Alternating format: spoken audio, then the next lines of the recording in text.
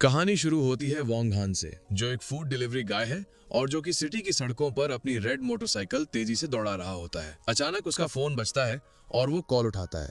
दूसरी तरफ से एक अनजान लड़की की आवाज आती है जो कहती है कि वो प्रेग्नेंट है और ये बच्चा उसका है। वो इस बारे में उससे बात करना चाहती है, लेकिन डिलीवरीज में बिजी वोंग हान इसको एक स्कैम कॉल समझकर अनसुना कर देता है। वो उससे कहता है कि उसके पास टाइम नहीं है और गुस्से में फोन काट देता है। इसके बाद वो फिर से ट्रैफिक के बीच से तेजी से निकल जाता है। जल्दी वोंग हान अपने एक्स फूड डिलीवरी सेंटर पहुंचता है, जहां उसके को-वर्कर्स बाहर खड़े गॉसिप कर रहे होते हैं। मुंह में सिगरेट दबाए वो अपने एक मोटे को-वर्कर से पूछता है कि वो क्या बड़बड़ा रहा है। वो दोस्त बताता है कि शहर की सबसे प्रेस्टिजियस सू फैमिली की बेटी शहर के सबसे अमीर आदमी के बेटे से शादी कर रही है। ये टॉपिक वोंग हान के लिए बिल्कुल बेकार था। फिर वो दोस्त अपने फोन में उस खूबसूरत लड़की की फोटो दिखाता है और कंप्लेन करता है कि ऐसी परफेक्ट लड़की का उस अमीर बाप के बेटे से शादी करना बिल्कुल वेस्ट है, जिसे वो एक बदसूरत और निकम्मा आदमी कहता है। जैसे ही वोंग हान उस फोटो पर नजर डालता है, वो शॉक हो जाता है क्योंकि वो चेहरा उसे जाना पहचाना लगता है। उसका दोस्त तुरंत फोन वापस खींच लेता है और वोंग हान की मेमोरी क्लियर हो जाती है। दोस्त उससे पूछता है कि क्या उसे भी लगता है कि इतनी अच्छी लड़की ऐसे बेकार आदमी के लिए बर्बाद हो रही है, लेकिन वोंग हान उस लड़की को पहचान चुका था। ये वही नशे में धुत लड़की थी जिसने एक बार उसे सीड्यूस करने की कोशिश की थी। तभी उसके दिमाग की बत्ती जलती है। ये वही लड़की है जिसने उसे थोड़ी देर पहले कॉल किया था। वो सोचने लगता है कि शायद वो कॉल कोई स्कैम नहीं था। सीन एक महीने पीछे जाता है। सू फैमिली की बेटी सूची एक होटल के हॉलवे में लड़खड़ाते हुए चल रही है। उसे चक्कर आ रहे थे और उसे शक था कि चिन्हाओ नाम के एक आदमी ने उसकी ड्रिंक में कुछ मिला दिया है। वो अपने रूम 809 की तरफ बढ़ती है, लेकिन नशे की हालत में वो रूम नंबर गलत पढ़ लेती है। उसे एक दरवाजा हल्का सा खुला मिलता है और वो सोचती है कि शायद वो इसे बंद करना भूल गई थी। उस कमरे के अंदर वोंग हान अपने बेड पर बैठा बहुत उदास हैवी ड्रिंकिंग कर रहा था। वो सोच रहा था कि कैसे उसे एक अपॉर्चुनिटी के लिए ये कहकर रिजेक्ट कर दिया गया था कि उसका ऑरा बहुत इंटेंस है और अब उसे अपनी डिलीवरी जॉब ही करनी पड़ेगी। जब वो नशे में धुत अपने बेड पर बैठा था, तभी सूची लड़खड़ाते हुआ उसके कमरे में घुस जाती है और सीधा उसके बेड पर गिर जाती है। नशे और बुखार में वो वोंग हान को देखती है और पूछती है, तुम कौन हो? क्या तुम मेरी मदद कर सकते हो? मेरा सर घूम रहा है और मुझे बहुत गर्मी लग रही है। खुद भी नशे में होने के बावजूद वोंग हान उसकी खूबसूरती में खो जाता है, ये सोचते हुए कि वो कितनी स्टनिंग है। जब वो उसके और करीब आकर मदद मांगती है तो वो घबरा जाता है, ये सोचते हुए कि क्या ये कोई सपना है। वो अपनी मुट्ठियां बंद कर लेता है और उसके पास शराब की एक बोतल गिरी हुई थी। इस इंटेंस सिचुएशन से बाहर निकलते हुए सीन वापस प्रेजेंट में आता है। वोंग हान इन्हीं यादों में खोया अपने दोस्त के फोन में सूची की फोटो को घूर रहा था। उसका मोटा दोस्त फैटी नोटिस करता है कि हान कहीं खोया हुआ है और उसका नाम पुकारता है। फैटी उसका मजाक उड़ाना शुरू कर देता है, सबको याद दिलाते हुए कि कैसे हान हमेशा बड़ी बड़ी कहानियां बनाता है, जैसे कि वो एक इंटरनेशनल मूवी स्टार के साथ सोया था। वो ताना मारते हुए पूछता है कि क्या अब हान ये दावा करेगा कि उसने सू फैमिली की बेटी के साथ भी कुछ किया है। बाकी को वर्कर्स भी हंसने लगते हैं और उसकी पुरानी कहानियों को याद करते हैं, जैसे कि वो एक इंटरनेशनल आर्म्स डीलर था या बीजिंग की एक एलीट फैमिली का टॉप डॉग था। लेकिन वोंग हान शांत रहता है। वो एक सिगरेट जलाता है और उनसे कहता है, तुम लोग नहीं समझोगे, और फिर एक रहस्यमय अंदाज में कहता है, मेरी असलियत सबकी आंखों के ठीक सामने है। जैसे ही एक दोस्त उसके दावे को खारिज करने वाला होता है, उनकी बातें रुक जाती हैं। एक रेड कलर की चमचमाती हुई लग्जरी स्पोर्ट्स कार उनके डिलीवरी सेंटर के सामने आकर रुकती है, जिसे देखकर सभी ड्राइवर्स हैरान रह जाते हैं। ड्राइवर की सीट का दरवाजा खुलता है और एक पतला सा पैर हाई हील के साथ बाहर निकलता है। जो लड़की बाहर आती है वो सूची थी, जो बेहद शांत और एलिगेंट लग रही थी। वोंग हान के को-वर्कर्स उसकी खूबसूरती देखकर दीवाने हो जाते हैं। उनकी आंखें दिल बन जाती हैं और वो उसे टोटल नॉकआउट कहते हैं। जब वो उनकी तरफ बढ़ती है तो एक आदमी उसे फोटो से पहचान लेता है। उन्हें झटका लगता है कि सू फैमिली की वारिस उनके सामने खड़ी है और वो समझ नहीं पाते कि वो उनके इस मामूली से डिलीवरी सेंटर पर क्या कर रही है। सूची वोंग हान के पास आती है, जो कैजुअली स्ट्रेच कर रहा था, और पूछती है, तुम मेरे कॉल्स क्यों नहीं उठा रहे हो? उसके को-वर्कर्स जो अभी उसका मजाक उड़ा रहे थे बिल्कुल सुन पड़ जाते हैं। उन्हें विश्वास नहीं हो रहा था कि वोंग हान सच में मशहूर सू फैमिली की बेटी को जानता है। वोंग हान एकदम कूल रहते हुए प्रिटेंड करता है कि उसने कोई मिस्ड कॉल नहीं देखी और शांति से पूछता है कि क्या बात है। सीधे पॉइंट पर आते हुए सूची उसकी आंखों में देखती है और कहती है, मैं प्रेग्नेंट हूँ और ये बच्चा तुम्हारा है। ये सुनते ही उसके को-वर्कर्स के पैरों तले जमीन खिसक जाती है। वो विश्वास न करते हुए चिल्लाते हैं। उन्हें समझ नहीं आ रहा था कि ये अमीर और खूबसूरत लड़की उनके दोस्त के बच्चे की मां बनने वाली है। एक दोस्त कसम खाता है कि वो अब कभी नहीं कहेगा कि हान झूठ बोलता है। वोंग हान खुद भी इस बात से चौंक जाता है और अपनी आंखें मलते हुए पूछता है, क्या तुम श्योर हो? सूची एक ठोस एक्सप्रेशन के साथ उसे कहती है कि वो उसके साथ हॉस्पिटल चले, सब प्रूव हो जाएगा। जब वो अपनी कार के पास इंतजार करती है तो उसके को-वर्कर्स उसे तेजी से उसके साथ जाने को कहते हैं। स्ट्रेस्ड वोंग हान जाने का फैसला करता है और अपने एक दोस्त को उसकी शिफ्ट कवर करने के लिए कहता है। फिर वो दोनों उसकी रेड कार में तेजी से निकल जाते हैं, अपने हैरान को-वर्कर्स को पीछे छोड़कर। कार के अंदर का माहौल काफी टेंस था। वोंग हान पूछता है, क्या ये बच्चा सच में मेरा है? सूची रूखेपन से जवाब देती है, मैं इतनी सीरियस बात पर झूठ क्यों बोलूंगी। वोंग हान एकदम रेजोल्यूट होकर कहता है, अगर ये बच्चा मेरा है तो मैं तुम दोनों की पूरी रिस्पॉन्सिबिलिटी लूंगा। सूची उसे एक अजीब निगाह से देखती और हंसती है, पूछते हुए कि वो अपनी इस डिलीवरी जॉब की कमाई से कैसे रिस्पॉन्सिबिलिटी लेगा। इस बात से बेपरवाह वोंग हान आराम से पीछे टिक जाता और कॉन्फिडेंस से कहता है, ईमानदारी की कमाई में कोई बुराई नहीं है और तुम दोनों को सपोर्ट करना मेरे लिए कोई इशू नहीं होगा। सूची उसे जैंग निंग के पावरफुल सू फैमिली में अपने स्टेटस की याद दिलाती है। वोंग हान इस बात को हवा में उड़ा देता है, कहते हुए कि ये स्टेटस वेटस सबसे बेकार की चीज है। उसके इस बेपरवाह एटीट्यूड से चिढ़कर सूची जोर से एक्सीलरेटर पर पैर दबा देती है, जिससे कार बुरी तरह झटका खाती है और वोंग हान आगे की तरफ गिर जाता है। वो उस पर चिल्लाता है, तुमने ये जानबूझकर किया है, ऐसा क्या खास है सू फैमिली में। उनका ये तनाव भरा सफर एक बड़े हॉस्पिटल के सामने आकर खत्म होता है। सूची कार पार्क करती है और शांति से कहती है, हम पहुंच गए। जैसे ही वो कार से बाहर निकलते हैं, सूची वोंग हान को चेतावनी देती है कि वो रिस्पॉन्सिबिलिटी शब्द को इतने हल्के में ना ले। वो उसे उन गंभीर परिणामों की याद दिलाती है जो उसे झेलने पड़ेंगे अगर उसके परिवार को पता चला कि एक फूड डिलीवरी गाय ने उसे प्रेग्नेंट कर दिया है। ये सुनकर वोंग हान को गुस्सा आ जाता है और वो जोर से कहता है, ये मेरे लिए कोई मजाक नहीं है, अगर ये बच्चा मेरा है तो मैं इसकी रिस्पॉन्सिबिलिटी जरूर लूंगा। उसके गुस्से को नजरअंदाज करते हुए सूची उसे अंदर आने को कहती है। वो हॉस्पिटल के हॉलवे से गुजरते हैं। सूची उसे एक दरवाजे की तरफ ले जाती है जिस पर ऑपरेटिंग रूम लिखा था। वोंग हान शॉक होकर रुक जाता है और पूछता है कि वो वहां क्यों जा रहे हैं। सूची एक दृढ़ निश्चय के साथ पीछे मुड़ती और कहती है, मैं अंदर जा रही हूँ, जिससे वोंग हान को एहसास होता है कि उसका असली इरादा प्रेगनेंसी को टर्मिनेट करवाना है। पैनिक होकर वो उसे रोकने के लिए उसका हाथ पकड़ लेता है। वो उससे मिन्नतें करता है, मैं जानता हूं तुम्हें लगता है कि मैं तुम्हें और बच्चे को सपोर्ट नहीं कर पाऊंगा, लेकिन पैसों की कोई प्रॉब्लम नहीं है, मैं कोई ना कोई रास्ता निकाल लूंगा। तभी एक नर्स आती है और सूची को बताती है कि उसके प्रोसीजर का टाइम हो गया है। सूची वोंग हान को एक हल्की सी अजीब मुस्कान के साथ देखती है। नर्स से सहमत होती है और अपना हाथ छुड़ाकर अंदर चली जाती है। वोंग हान उसे पीछे से उम्मीद भरी आवाजें देता रह जाता है। वो बंद दरवाजे के बाहर बेबस और फ्रस्ट्रेटेड खड़ा रहता है, ये सोचते हुए कि वो इस जिद्दी लड़की को रोकने के लिए कुछ नहीं कर सकता। ऑपरेटिंग रूम के अंदर सूची पेशेंट गाउन में टेबल पर लेटी हुई थी। एक सर्जन पूछता है कि क्या वो तैयार है। जैसे ही दूसरा सर्जन एक सिरिंज तैयार करता है और उसे रिलैक्स करने को कहता है, वो अपनी आंखें बंद कर लेती है।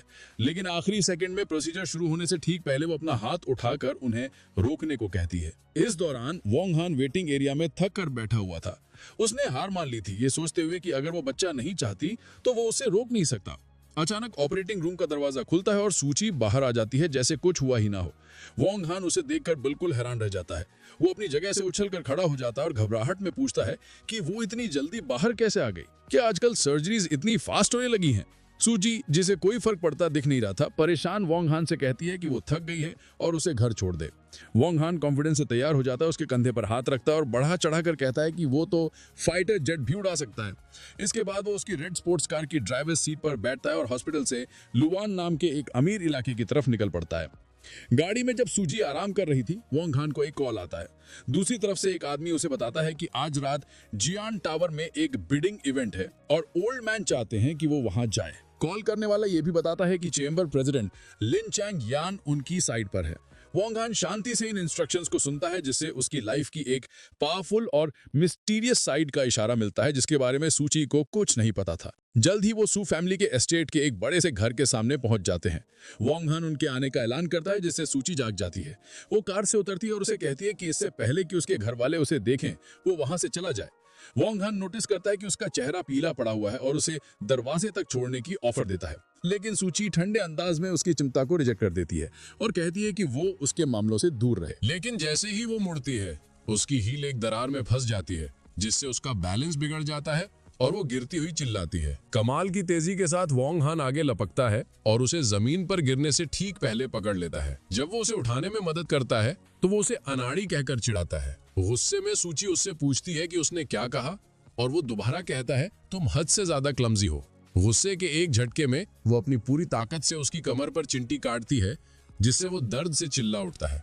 अचानक इतना जोर लगाने से उसकी खुद की तबीयत बिगड़ जाती है और वो दर्द से कराती है। उसकी तकलीफ देखकर वोंग हान उसे अपनी गोद में उठा लेता है, जिससे सूची सरप्राइज हो जाती है। वो उसे उस शानदार घर के अंदर ले जाता है और नरमी से सोफे पर बिठा देता है। फर्स्ट एड किट खोलकर वो उसके नंगे पैर पर दवा लगाना शुरू करता है, जिसमें गिरने से मोच आ गई थी। वो प्रोटेस्ट करती है, उससे जाने को कहती है लेकिन वो सख्ती से कहता है हिलना बंद करो। जैसे ही वो उसके टखने पर पट्टी बांध रहा होता है, उन्हें दो औरतें रोक देती हैं जो कमरे में दाखिल हुई थी। ये दोनों यांग हुई हिन, सूची की माँ, और लिन सिर्फ उसकी बेस्ट फ्रेंड थी। सूची की माँ इस सीन को शॉक में देखती है और पूछती है कि उसकी बेटी क्या कर रही है। वोंग हान और सूची एक साथ एक्सप्लेन करते हैं कि उसके पैर में मोच आ गई है। फिर अपनी हैरान माँ को देखते हुए सूची शांति से ऐलान करती है कि उसका बॉयफ्रेंड बस उसे दवा लगाने में मदद कर रहा था। ये सुनकर वोंग हान के तो होश ही उड़ जाते हैं। उसकी माँ यांग हुई मिन और भी ज्यादा शॉक हो जाती है। यूनिफॉर्म पहने वोंग हान की तरफ कांपती हुई उंगली से इशारा करते हुए चिल्लाती है, क्या ये आदमी सच में तुम्हारा बॉयफ्रेंड है? अपनी बेटी के इस ऐलान से परेशान यांग हुई मिन गुस्से से पूछती है कि ये सब क्या हो रहा है और ये डिलीवरी गाय कौन है? कुछ पल की चुप्पी के बाद सूची अपनी बात से पलट जाती है और जबरदस्ती मुस्कुराते हुए अपनी माँ से कहती है कि वो तो बस मजाक कर रही थी। वो बताती है कि उसके पैर में मोच आ गई थी और इस आदमी ने बस उसे अंदर आने में मदद की। उसकी माँ, जो अब थोड़ा राहत महसूस कर रही थी, सूची से कहती है कि उसने उसे डरा दिया था, उसे याद दिलाते हुए कि वो प्रेस्टिजियस चिन फैमिली में शादी करने जा रही है और कोई भी गलती नहीं कर सकती। वोंग हान, जो अब तक चुप था, माँ के साफ दिखते तुच्छपन से ऑफेंड हो जाता है और पूछता है, एक डिलीवरी गाय होने में क्या बुराई है?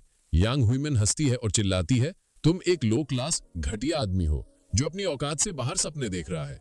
सपने देखते रहो। उसकी इस बेइज्जती से वोंग हान के चेहरे पर गुस्से का भाव आ जाता है। इससे पहले कि मामला और बिगड़े, सूची बीच में आती है। वो शांति से वोंग हान को कहती है कि अब वो जा सकता है और उसकी मदद के लिए उसे शुक्रिया कहती है। वह छोटा सा हम कहता है और मुड़कर चला जाता है। जब वो जा रहा होता है, सूची की बेस्ट फ्रेंड लिन शुए उसे एक सोचों में डूबे हुए एक्सप्रेशन से देखती है। उसके जाने के बाद यांग हुई मिन लिन शुए से कहती है कि वो सूची को उसके कमरे में ले जाए। गुस्से में वो किसी को ऑर्डर देती है कि जहां वो गंदा डिलीवरी गाय खड़ा था वहां फ्लोर साफ किया जाए। बाद में उसके बेडरूम में लिन शुए सूची को बेड पर बैठने में मदद करती है और तुरंत उस आदमी के साथ उसके असली रिश्ते के बारे में पूछती है। सूची शुरुआत में दावा करती है कि उनके बीच कुछ नहीं है, लेकिन लिन शुए उसकी बात नहीं मानती, कहते हुए कि वो उसे बेवकूफ नहीं बना सकती क्योंकि जिस तरह से सूची उसे देख रही थी वो कुछ नहीं तो बिल्कुल नहीं था। अपनी दोस्त की समझदारी के सामने हार मानकर सूची सच उगल देती है। वो बताती है कि वो उसके बच्चे की माँ बनने वाली है। ये सुनकर लिन शुए के होश उड़ जाते हैं। वो चिल्लाती है, तुम प्रेग्नेंट हो। वो सूची के फैसले पर सवाल उठाती है, पूछते हुए कि सब लोगों में से एक डिलीवरी गाय ही मिला था। सूची बताती है कि उसने उस दिन बहुत ज्यादा पी ली थी और इसे एक गलती समझकर टाल देती है। लिन शुए उस पर जोर डालती है, पूछते हुए कि अब सूची क्या करने वाली है, उसे याद दिलाते हुए कि वो चिन फैमिली जैसे पावरफुल लोगों से अपनी प्रेगनेंसी हमेशा नहीं छिपा सकती। अपनी दोस्त को हैरान करते हुए सूची मजबूती से कहती है कि उसने बच्चे को रखने का फैसला किया है। लिन शुए को लगता है कि उसकी दोस्त पागल हो गई है। वो उसे समझाने की कोशिश करती है, बताते हुए कि उसने उस आदमी वोंग हान से बात की है और उसने पूरी रिस्पॉन्सिबिलिटी लेने का वादा किया है। लेकिन लिन शुए को इस पर विश्वास नहीं होता। वो सूची पर चिल्लाती है, होश में आओ, तुम सू फैमिली की बेटी हो। वो वोंग हान को एक मामूली डिलीवरी गाय कहकर डिसमिस कर देती है जो उसके लायक नहीं है और चेतावनी देती है कि अगर चिन फैमिली को पता चला तो अंजाम बहुत बुरा होगा। इस लेक्चर से थक कर सूची अपना हाथ उठाकर उसे रोक देती है और कहती है कि वो सब संभाल लेगी। वो टॉपिक बदलती है, पूछते हुए कि लिन शुए सिटी में वापस क्यों आई है। लिन शुए बताती है कि उसके दादा जैंग निंग में एक बड़े इंपॉर्टेंट बिग शॉट से मिलने और आज रात के बिडिंग इवेंट को देखने आए हैं, इसलिए वो उनके साथ आ गई। सूची के ओ कहने पर उसकी दोस्त चिढ़ जाती है। अचानक लिन शुए का एक्सप्रेशन बदलता है और वो कहती है कि उसके पास एक ब्रिलियंट आइडिया है। पास आकर वो सूची के कान में एक भयानक प्लान बताती है। अगर उसका राज खुल गया तो उसे बस ये कहना है कि उस डिलीवरी गाय ने उसका रेप किया था। सूची घिन से जवाब देती है, कितना घटिया आइडिया है। इस बीच वोंग हानसू एस्टेट से निकलकर उस एक्सक्लूसिव विला डिस्ट्रिक्ट में पैदल चल रहा होता है। वो अपना फोन निकालता है और बड़बड़ाता है कि इस एरिया में कोई टैक्सी नहीं मिलती। ठीक तभी एक चमचमाती काली कार उसके पास आकर रुकती है। वोंग हान देखता है कि एक शार्प सूट में एक आदमी कार से बाहर निकलता है। वो बुजुर्ग सिल्वर बालों वाला आदमी वोंग हान के पास आता है और अदब से उसे यंग मास्टर कहकर सलाम करता है। वो आदमी अपना परिचय लिन चिंग यून के रूप में देता है, जो जिलोंग चेंबर ऑफ कॉमर्स का प्रेसिडेंट है, और बताता है कि वो उसे बिडिंग इवेंट तक ले जाने के लिए यहाँ आया है। वोंग हान अब सारी कड़ियों को जोड़ते हुए उस फोन कॉल को याद करता है और कंफर्म करता है कि उसके दादा ने उसे इस अरेंजमेंट के बारे में बताया था। इससे उसकी एक ऐसी छिपी हुई ताकतवर पहचान सामने आती है जिसका उसकी डिलीवरी ड्राइवर वाली लाइफ से दूर दूर तक कोई लेना देना ही नहीं था। इस ऑफर को एक्सेप्ट करते हुए वोंग हान लिन चिंग यून से कहता है कि बिडिंग से पहले उसे नहाकर कपड़े बदलने हैं, लिन चिंग यून अदब से सहमत हो जाता है और अपने यंग मास्टर के लिए कार का दरवाजा खोलते हुए सब कुछ अरेंज करने का वादा करता है। वो दोनों एक शानदार काली लिमोजीन में वहां से निकल जाते हैं। सीन बदलता है और हमें एक बड़े से बॉलरूम में चल रहे बस्लिंग बिडिंग इवेंट पर पहुंचते हैं जो अमीर मेहमानों से भरा हुआ है। वोंग हान वहां पहुंचता है और अब वो पूरी तरह से बदल चुका था। उसने अपनी डिलीवरी जैकेट उतार कर एक शार्प टेलर मेड सूट पहन लिया था जिसमें वो भीड़ को देखते हुए काफी पावरफुल और कॉन्फिडेंट लग रहा था। जब वो एक खिड़की के पास खड़ा होता है तो उसकी नजर एक जाने पहचाने चेहरे पर पड़ती है। ये सूची की बेस्ट फ्रेंड लिंक्स्यू थी जो एक शानदार सफेद इवनिंग गाउन में थी। वो तुच्छपन से उसके पास आती है और पूछती है, एक डिलीवरी गाय इतने एक्सक्लूसिव इवेंट में क्या कर रहा है?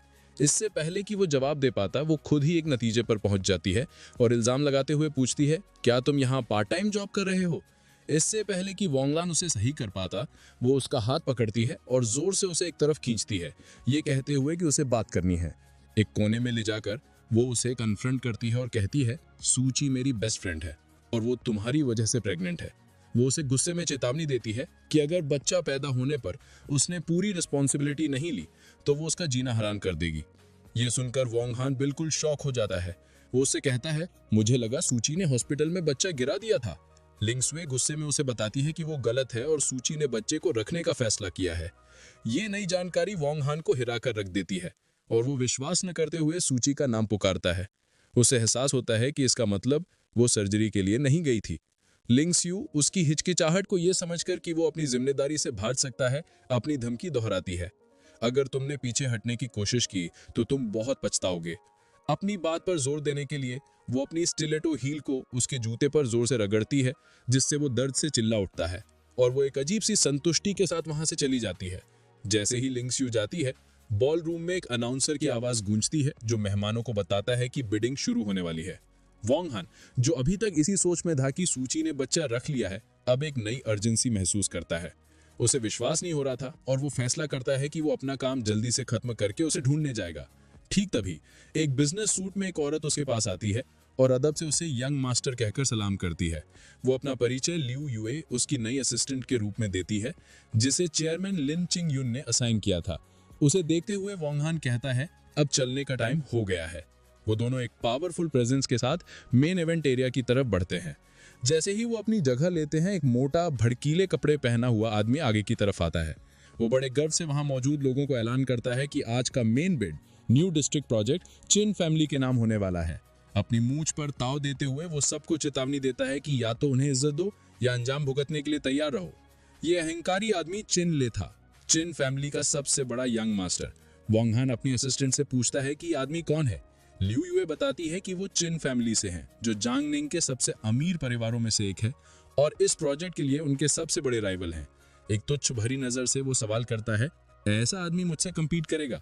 लिू युए आगे बताती है कि चिन फैमिली इस प्रोजेक्ट को जीतकर सू फैमिली के साथ अपने शादी के अलायंस को यूज करके किसी मुश्किल से निकलना चाहते हैं। सू फैमिली का नाम सुनते ही वोंग हान के दिमाग की बत्ती जल जाती है। उसे अपने कोवर्कर की बात याद आती है कि कैसे मिस सू की शादी एक बेकार अमीरजादे से हो रही है। उसे एहसास होता है कि ये अहंकारी आदमी चिनले वही है जिससे सूची की शादी होने वाली है। एक गंभीर चेहरे के साथ अब उसे पूरी तस्वीर साफ दिख रही थी। सूची की सगाई, उसके परिवार की परेशानियां और ये बिडिंग वॉर सब आपस में जुड़ा हुआ था। ऑक्शनियर मेन आइटम लॉर्ड 053 को प्रेजेंट करता है जो न्यू डिस्ट्रिक्ट से जुड़ा था। बिना हिचकिचाए चिनले अपना पैडल उठाता है और 5 बिलियन से बोली शुरू करता है। भीड़ में हैरानी की सरसराहट फैल जाती है। सब समझ जाते हैं कि चिन फैमिली इस प्रोजेक्ट को जीतने के लिए कुछ भी करेगी। वो आपस में फुसफुसाते हैं कि चिन और सू फैमिली की होने वाली शादी के बाद कोई भी उन्हें चैलेंज करने की हिम्मत नहीं करेगा। जैसे ही नीलामी तय हुई लग रही थी, वोंग हैन ने शांति से अपना बिडिंग पैडल उठाया और 600 मिलियन की बोली लगा दी। पूरा कमरा सन्नाटे में आ गया और फिर वहां एकदम से खुसुर फुसुर शुरू हो गई। मेहमान सोचने लगे कि आखिर ये हिम्मत वाला आदमी है कौन? शायद कोई बाहर का है जो चिन फैमिली के खिलाफ जाने की जरूरत कर रहा है। उन्हें लग रहा था कि ये प्रोजेक्ट तो चिन्स के लिए पक्का था और वो इस बात को ऐसे ही नहीं जाने देंगे। दूसरी तरफ चिनले का घमंडी चेहरा गायब हो गया और उसकी जगह शुद्ध गुस्से ने ले ली। उसने अपनी मुट्ठी इतनी कसके भींची कि उसके नकल्स सफेद पड़ गए। उसने गुस्से से वोंग हैन को घूरा और चिल्लाकर पूछा, तुम होते कौन हो? मौत को बुलावा दे रहे हो क्या? और इस तरह उनके बीच तकरार शुरू हो गई। चिन ले के गुस्से का सामना करते हुए भी वोंग हैन बिल्कुल शांत रहा। उसने आराम से इशारा किया, हम एक ऑक्शन में हैं, यहाँ सबसे ऊंची बोली लगाने वाला जीतता है, कोई प्रॉब्लम है क्या? चिन ले, जिसका चेहरा गुस्से से बिगड़ गया था, पलट कर बोला, तुमने सुना नहीं मैंने क्या कहा?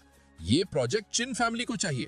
पूरे कॉन्फिडेंस के साथ वोंग हैन ने जवाब दिया, मैंने बिल्कुल आराम से सुना, लेकिन इससे मेरा क्या लेना देना?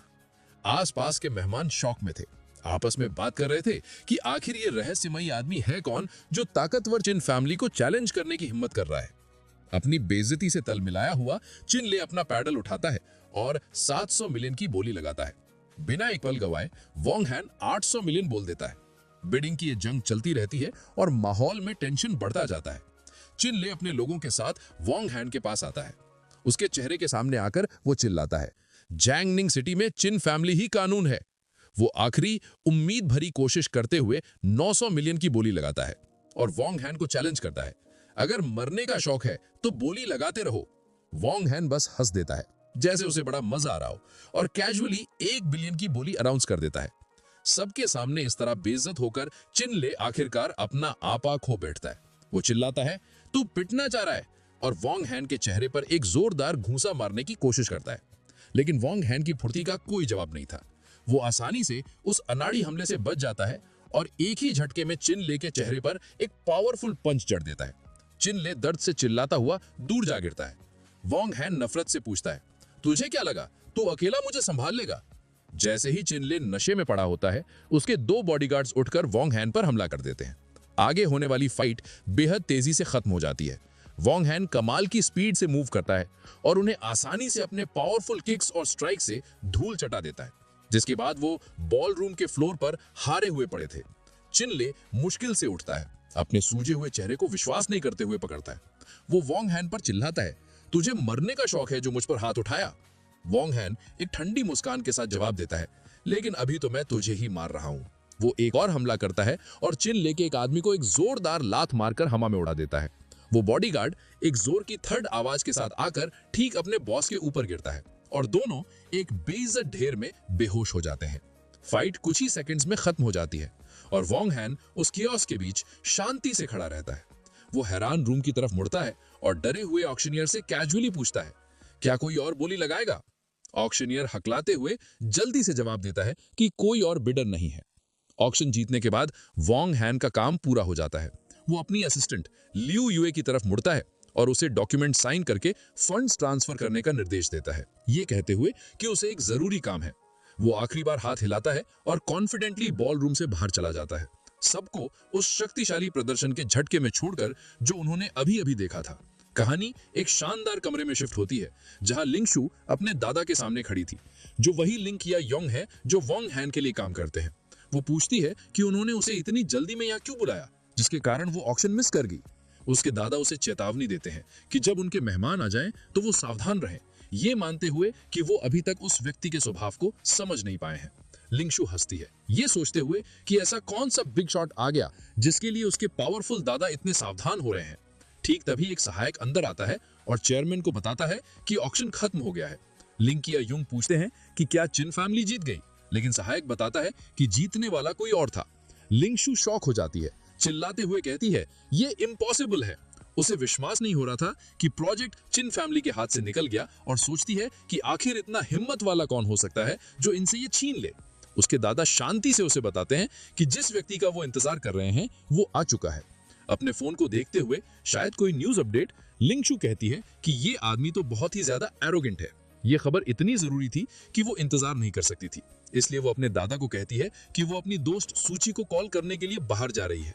जब वो एक हॉलवे में चल रही होती है तो वो अपने विचारों और फोन कॉल में डूबी हुई थी। वो सोच रही थी कि कैसे चिन फैमिली की हार ने सू फैमिली के साथ उनके प्लान किए गए सहयोग को खतरे में डाल दिया है। अपनी बेस्ट फ्रेंड तक ये खबर पहुंचाने के लिए वो इतनी बेचैन थी कि उसने ध्यान ही नहीं दिया कि वो कहां जा रही है। वो सीधे जाकर वोंग हान से टकरा जाती है जो दूसरी दिशा से आ रहा था। टक्कर जोरदार थी और उसके सीने से टकराते ही उसके मुंह से एक हल्की सी चीख निकल जाती है। गुस्से में वो ऊपर देखती है और उसका चेहरा देखकर शॉक हो जाती है। वो उस पर चिल्लाती है, फिर से तुम देखकर नहीं चल सकते क्या, बदबूदार फूड डिलीवरी गाय? लेकिन उसका जरूरी कॉल ज्यादा इंपॉर्टेंट था। वो जल्दी से चुपचाप खड़े वोंग हान की तरफ पीठ करती है और आगे बढ़ती जाती है अपने फोन में सूची को यह जरूरी खबर देने के लिए। वोंग हान बस उसे एक शांत अनजान एक्सप्रेशन के साथ जाते हुए देखता है। लिंग जुए के जाने के बाद वोंग हान लिंग क्युंग युंग से मिलने के लिए अंदर जाता है। वो बुजुर्ग आदमी अदब से उनका स्वागत करता है। वोंग हान कंफर्म करता है कि ऑक्शन में उसका काम हो गया है और फिर कैजुअली उस लड़की के बारे में पूछता है जिससे वो अभी टकराया था। लिंग क्युंग युंग उसे बताता है कि वो उसकी पोती लिंग जुए है और खास तौर पर बताता है कि वो अनमैरिड है। वो उसकी तारीफ करते हुए कहता है कि वो वोंग हान की बहुत बड़ी फैन है और हमेशा से उनसे मिलना चाहती थी। मैच मेकिंग की इस कोशिश पर वोंग हान को हंसी आ जाती है और वो थके हुए अंदाज में कहता है, रहने दो प्लीज। टॉपिक बदलते हुए वोंग हान बैठता है और लिंग क्युंग युंग से पूछता है कि क्या वो सूची को जानता है। लिंग क्युंग युंग बताता है कि वो सू फैमिली की यंग लेडी है, अपनी जनरेशन की सबसे टैलेंटेड लड़की, लेकिन परिवार में बेटों को ज्यादा तवज्जो देने के कारण उसे लाइमलाइट से दूर रखा गया है। वो कंफर्म करता है कि चिन फैमिली प्रोजेक्ट जीतने के बाद सू फैमिली के साथ शादी का रिश्ता जोड़ना चाहती थी, लेकिन क्योंकि वोंग हान ने बीच में दखल दे दिया, अब वो प्लान डिले हो गया है। क्यूरियस होकर वो उसकी पर्सनल डिटेल्स पूछता है, जैसे कि सूची की डेली लाइफ और रोमांटिक हिस्ट्री। लिंग क्युंग युंग उसे बताता है कि सू फैमिली की परवरिश बहुत सख्त है और सूची का स्वभाव जिद्दी है। वो कहता है कि वो आसानी से लोगों से घुलती मिलती नहीं है और जहां तक वो जानता है उसका कभी कोई बॉयफ्रेंड नहीं रहा। ये नई जानकारी सुनकर वोंग हान के चेहरे पर एक शातिर जानकार मुस्कान आ जाती है। ठीक तभी उसका फोन बजता है। कॉलर आईडी पर सूची का नाम था। वो आराम से फोन उठाता है और कहता है, मैं अभी तुम्हारे बारे में ही सोच रहा था। दूसरी तरफ से सूची पूछती है कि क्या उसके पास टाइम है और कहती है कि वो उससे मिलना चाहती है। वोंग हान तुरंत हाँ कर देता है और उसकी लोकेशन पूछता है। अब उसका जरूरी काम साफ था। वोंग हान उठने के लिए खड़ा होता है। वो लिंग क्युंग युंग को बताता है कि वो जा रहा है और वो ओल्ड मैन को रिपोर्ट कर सकता है। जब वोंग हान बाहर जा रहा होता है, लिंग क्युंग युंग अपनी पोती को प्रमोट करने की एक आखिरी कोशिश करता है, बताते हुए कि उसने लंदन की रॉयल अकेडमी से ग्रेजुएशन की है। ठीक वोंग हान की तरह बिना कोई इंटरेस्ट दिखाए वो उसे टाल देता है। इस बारे में अगली बार बात करेंगे। सीन सिटी को देखते हुए एक पार्क में शिफ्ट होता है, जहां सूची एक बेंच पर अकेले बैठी कुछ सोच रही थी। कुछ देर बाद वोंग हान अपनी रेड मोटरसाइकिल पर वहां पहुंचता है, अब वापस अपने शार्प सूट में। वो उसके पास जाकर बैठ जाता है। उसके कंधे पर हाथ रखते हुए वो सीधे मुद्दे पर आता है। वो उससे कहता है कि वो बच्चे के बारे में चिंता ना करे और वो दोनों को सपोर्ट करेगा। फिर वो एक पक्का ऑफर देता है, अगर तुम शादी करना चाहती हो तो हम जब चाहें जाकर रजिस्टर कर सकते हैं। इस तरह वो अपनी जिम्मेदारी का वादा पूरा करता है। उसके इस कॉन्फिडेंट वादे के बावजूद सूची अभी भी संदेह में थी। एक फीकी मुस्कान के साथ वो उसकी ऐसी कमिटमेंट पूरी करने की क्षमता पर सवाल उठाती है। बेफिक्र होकर वो दूर देखता है और पूछता है, मैं क्या अफोर्ड नहीं कर सकता? अपनी बात साबित करने के लिए सूची अपनी कलाई उठाती है, उसे अपनी महंगी घड़ी दिखाती है और पूछती है कि क्या वो उसकी कीमत जानता है। हैरानी भरी महारत के साथ वोंग हान घड़ी को सही पहचानता है। ये पाशा डे कार्टियर है 42 mm 18 के रोज गोल्ड मॉडल और उसकी सही कीमत बताता है 3,52,000। उसके इस डिटेल ज्ञान से सूची साफ तौर पर शॉक हो जाती है। वो उस पर जोर डालती है, पूछती है कि एक डिलीवरी गाय के तौर पर वो एक साल में कितना कमाता है और उसे सिर्फ ये एक चीज खरीदने के लिए कितने साल काम करना पड़ेगा। वोंग हान उसे तसल्ली देता है कि वो पैसे की चिंता ना करे और बच्चे को पैदा करने के लिए उसे हिम्मत देता है। वो कॉन्फिडेंस से कहता है कि वो उसे या बच्चे को किसी भी मटेरियल चीज की कमी नहीं होने देगा। यहाँ तक कि ये दावा भी करता है कि उनका खर्च उठाना कोई प्रॉब्लम नहीं होगी। सूची उसकी इस बड़ी बात पर आंखें घुमाते हुए सूखे अंदाज में पूछती है, अगर तुम शेखी ना बगाड़ो तो मर जाओगे क्या? उनकी बातचीत तब रुक जाती है जब सूची का फोन बजता है। वो फोन उठाती है और दूसरी तरफ से उसकी माँ की घबराई हुई आवाज आती है। उसकी माँ उससे जल्दी घर आने को कहती है, उसे बताते हुए कि चिन्हाओ घर पर उनका इंतजार कर रहा है शादी के बारे में बात करने के लिए। सूची शांति से हाँ में जवाब देती है। वोंग हान की तरफ मुड़कर वो उसे घर छोड़ने के लिए कहती है। एक प्यारी सी मुस्कान के साथ वो कहता है, ये तो मेरी खुशकिस्मती होगी। वो उसे मोटरसाइकिल पर बैठने में मदद करता है और वो दोनों तेजी से निकल जाते हैं। सफर के दौरान सूची वोंग हान की पीठ से टिक जाती है और उसके चेहरे पर एक हल्की सुकून भरी मुस्कान आ जाती है जब वो अपनी आंखें बंद करती है, जैसे कि वो काफी संतुष्ट हो। जल्द ही वो सू फैमिली की स्टेट पर वापस पहुंच जाते हैं। वोंग हान उसे सामने के दरवाजे तक छोड़ता है और जैसे ही वो अंदर आते हैं, सूची अपनी माँ को आवाज लगाती है कि वो घर आ गई है। उसकी माँ यांग हुई तुरंत गुस्से में सामने आती है और अपनी बेटी को इतनी देर तक बाहर रहने के लिए डांटती है, उसे बताते हुए कि चिन हाउ कब से इंतजार कर रहा है। बैकग्राउंड में सूट पहने एक मोटा सा आदमी सोफे पर बैठा हुआ था। सुईची बस इतना कहती है कि वो वॉक पर गई थी। तब उसकी माँ की नजर उसके पीछे खड़े वोंग हान पर पड़ती है और वो नफरत से पूछती है कि वो किसी को साथ क्यों ले आई, उसे याद दिलाते हुए कि चिन हाओ के साथ उसकी शादी नजदीक है। सोफे पर बैठा आदमी खड़ा होता है और सुईची को ग्रीट करता है, कंफर्म करते हुए कि वो शादी के मामलों पर चर्चा करने आया था। वो एक चालाक मुस्कान देता है और अपना परिचय चिन हाओ, चिन फैमिली के दूसरे यंग मास्टर के रूप में देता है। अपने मंगेतर चिन हाओ का सामना करते हुए सुईची उनकी शादी को रोकने की कोशिश करती है। वो उससे कहती है कि क्योंकि चिन फैमिली नए डिस्ट्रिक्ट प्रोजेक्ट की बोली हार गई है, उनके परिवार का प्लान किया गया सहयोग अभी तक फाइनल नहीं हुआ है और इसलिए उनकी शादी भी टाल देनी चाहिए। लेकिन चिन हाओ बोली हारने को एक छोटी सी बात कहकर टाल देता है। एक शैतानी मुस्कान के साथ वो जोर देता है कि उन्हें पहले शादी कर लेनी चाहिए और बाकी सब कुछ बाद में नेगोशिएट हो सकता है। उसके विचार उसके असली इरादे जाहिर करते हैं। वो पहले उसे बिस्तर पर ले जाना चाहता है और फिर बाद में फैसला करेगा कि क्या उसे उसके परिवार को जरूरी पैसे देने हैं या नहीं। सुईची की माँ यांग हुएमिन बेबस होकर सिचुएशन को संभालने की कोशिश करती है। वो अपनी बेटी से मिन्नतें करती है, उसे याद दिलाते हुए कि चिन हाओ ने वादा किया है कि जैसे ही वो शादी करेंगे वो सू फैमिली की मदद के लिए 1 बिलियन देगा। लेकिन सुईची तेजी से उसकी बात काट देती है और कुछ मत कहना। एक अटल निश्चय के साथ वो ऐलान करती है कि वो उससे शादी नहीं करेगी। उसके इनकार से उसकी माँ और चिन हाओ दोनों हैरान रह जाते हैं। एक हिम्मत भरा कदम उठाते हुए सुईची वोंग हान के पास जाती है, उसका हाथ पकड़ती है और ऐलान करती है कि वो न सिर्फ चिन हाओ से शादी नहीं करेगी बल्कि वो वोंग हान के बच्चे की माँ भी बनने वाली है। उसकी माँ डर से चीख पड़ती है, अपनी बेटी को पकड़ती और पूछती है, क्या तुम समझ रही हो तुम क्या कह रही हो? ये बताते हुए कि वोंग हान सिर्फ एक फूड डिलीवरी गाय है। सुईची अपनी माँ से मिन्नतें करती है, जोर देकर कहती है कि वो चिन हाओ से जबरदस्ती शादी नहीं करना चाहती और वादा करती है कि थोड़े समय के साथ वो सू फैमिली को उनके संकट से निकाल सकती है।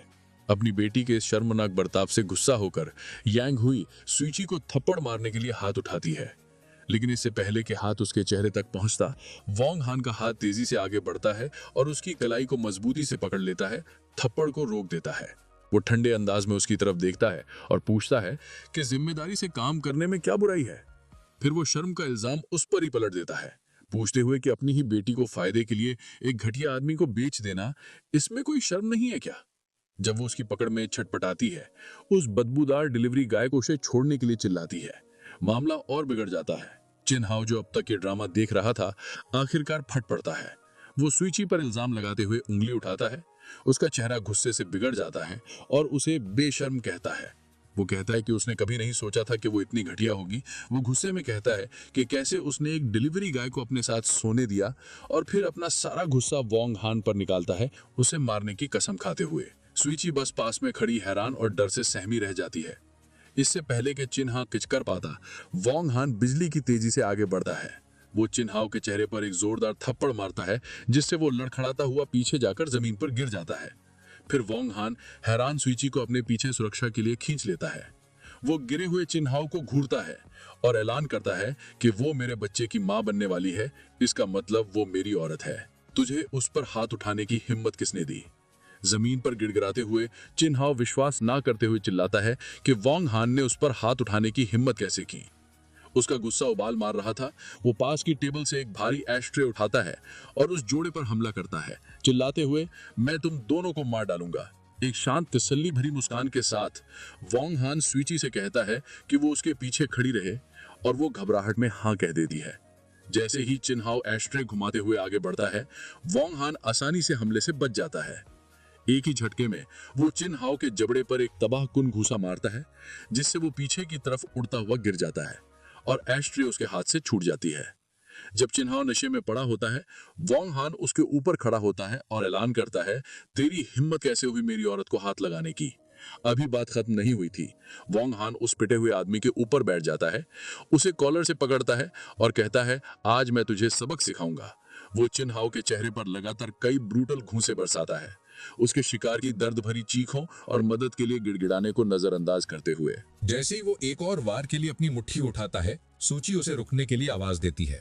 ठीक उसी पल एक शक्तिशाली आवाज गूंजती है, किसने इतनी गुस्ताखी करने की हिम्मत की? एक प्रभावशाली लोगों का ग्रुप अंदर दाखिल होता है, जिनका नेतृत्व एक बुजुर्ग प्रतिष्ठित आदमी कर रहा था, जिसकी लंबी सफेद दाढ़ी थी और हाथ में एक छड़ी थी। सूची उस आदमी को शौक और डर से देखती है और उसे दादा कहकर पुकारती है। परिवार के मुखिया के आने से सब जम जाते हैं। सूची के दादा परिवार के दूसरे सदस्यों के साथ सीन का जायजा लेते हैं।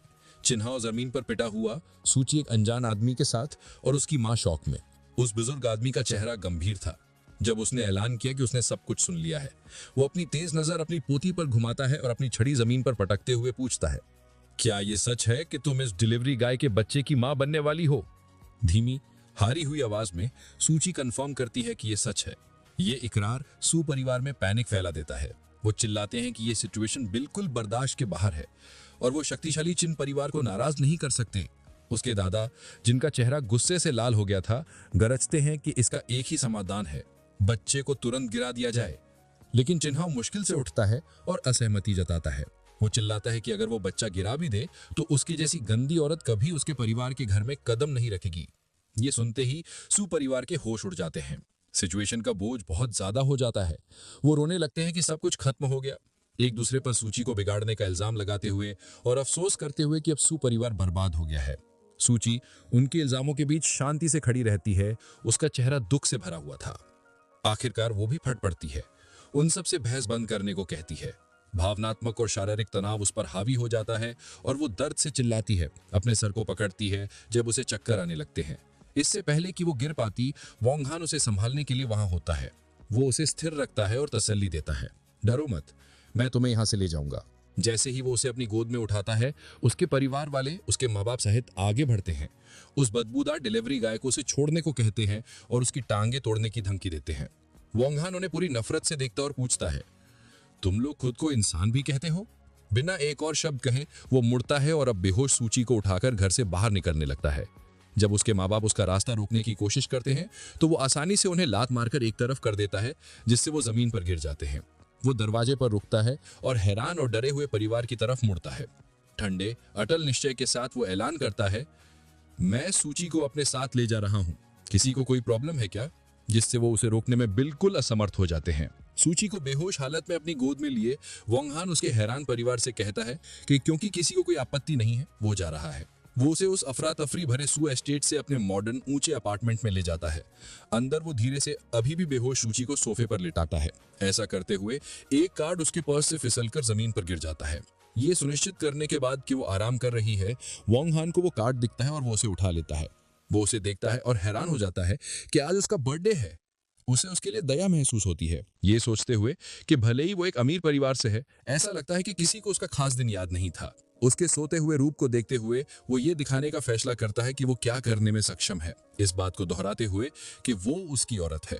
लगभग 20 मिनट बाद सूची को होश आना शुरू होता है। वो धीरे धीरे उठकर बैठती है, अभी भी नींद में और डिसोरिएंटेड, अपनी आंखें मलती हुई सोचती है कि वो कहाँ है। ठीक तभी वोंगहान दूसरे कमरे से बाहर निकलता है, एक एप्रन पहने हुए। वो खाने का एक बोल आगे बढ़ाता है।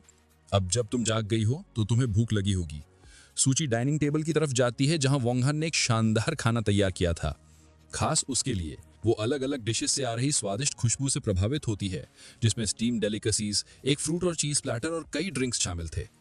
वोंगहान बढ़ा चढ़ा के कहता है कि उसकी कुकिंग स्किल्स इतनी अच्छी हैं कि दुबई की एक राजकुमारी भी इसका स्वाद चखने के लिए गिड़गिड़ाएगी।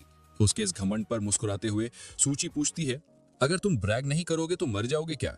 जब वो खाने के लिए बैठते हैं, वोंगहान उसे कहता है कि आज के दिन उसे मरना शब्द बोलने की इजाजत नहीं है, जिससे सूची कंफ्यूज हो जाती है। इससे पहले कि वो पूछ पाती, वो अपना सरप्राइज सामने लाता है। वो एक छोटा सा गुलाबी केक लाता है जिस पर एक जलती हुई मोमबत्ती लगी हुई थी। एक कॉन्फिडेंट मुस्कान के साथ वो इसे हैरान सूची के सामने पेश करता है और उसे हैप्पी बर्थडे विश करता है।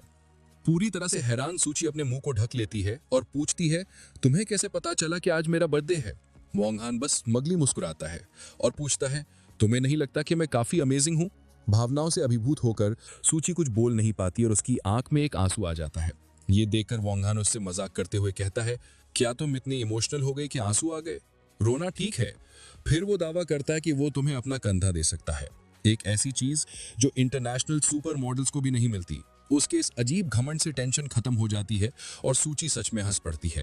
फिर वो उसे खाना ट्राई करने के लिए कहता है। सूची एक बाइट लेती है और तस्लीम करती है कि टेस्ट वाकई में बहुत अच्छा है। वोंगहान अपने यूजुअल एरोगेंस के साथ जवाब देता है, ऑफ कोर्स। कुछ देर दोनों साइलेंटली खाते हैं।